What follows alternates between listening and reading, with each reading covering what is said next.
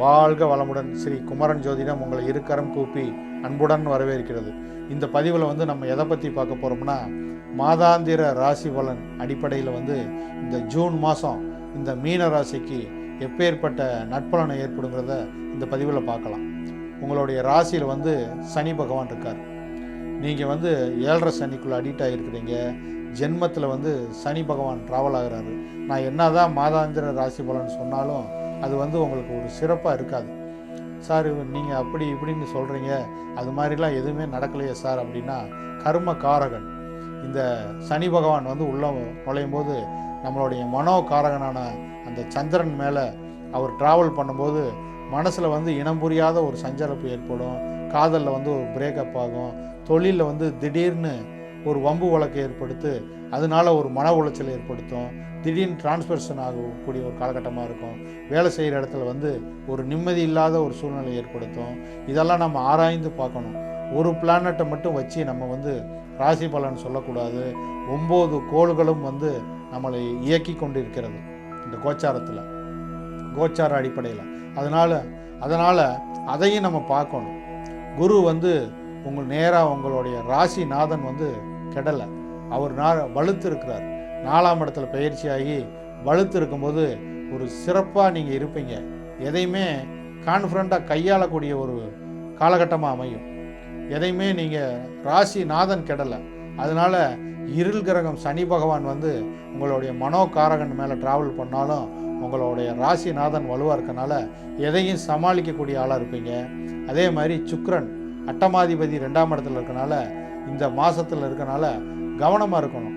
பணம் பொருளாதாரத்தில் ஒரு கவனமாக கையாளக்கூடியதாக இருக்கணும். திடீர்னு போய் எதுலேயுமே போய் பணத்தை முதலீடு பண்ணுறேன், அதில் போய் நான் முதலீடு பண்ண போகிறேன், இதில் போய் ஷேர் மார்க்கெட்டில் முதலீடு பண்ண போகிறேன்னு திடீர்னு முடிவெடுக்கக்கூடாது. ஒரு கவனமாக இருக்கணும். அட்டமாதிபதி 2ஆம் இடத்துல இருக்கிறனால கொஞ்சம் வாக்கில் கொஞ்சம் கவனமாக நீங்கள் செயல்படணும். அதே மாதிரி உங்களுடைய 7ஆம் அதிபதி 3ஆம் இடத்துல இருக்கார் 6ஆம் தேதி வரைக்கும். அதுக்கப்புறம் 4ஆம் இடத்துல அவர் பயிற்சியாக 4ஆம் இடத்துக்கு போகிறனால 6ஆம் தேதிக்கு மேலே அது சிறப்பான ஒரு காலகட்டமாக அமையும். திடீர்னு உங்களுக்கு ஒரு காதல் ஏற்படும். ஆனால் அதை கவனமாக தான் நீங்கள் கையாளணும். அதே மாதிரி லேண்டு வாங்கக்கூடிய பாக்கியத்தை ஏற்படுத்தும். எதாக இருந்தாலும் ஆராய்ந்து நீங்கள் முடிவெடுக்கணும். குரு உங்களுடைய ராசிநாதன் 8ஆம் இடத்தை பார்க்குறாரு. திடீர்னு ஒரு பணவரவை ஏற்படுத்துவார்.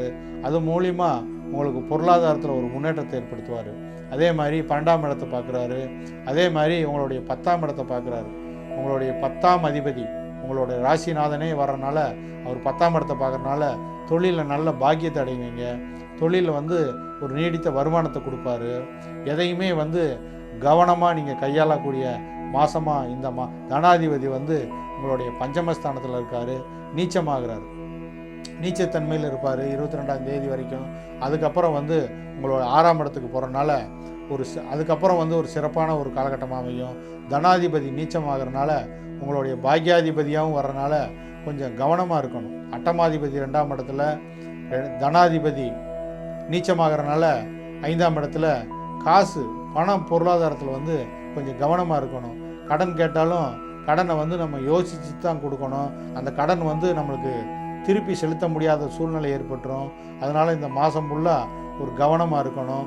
பேச்சில் ஒரு கவனத்தை செலுத்தணும். ஏன்னா தனாதிபதி நீச்சமாகறனால தேவையில்லாத வம்பு வாயை கொடுத்து வம்பை விலைக்கு வாங்கக்கூடிய ஒரு மாதமாக இந்த மாதம் அமைஞ்சிடும். அதனால் கவனமாக நீங்கள் பேச்சில் ஒரு செயல்படணும்.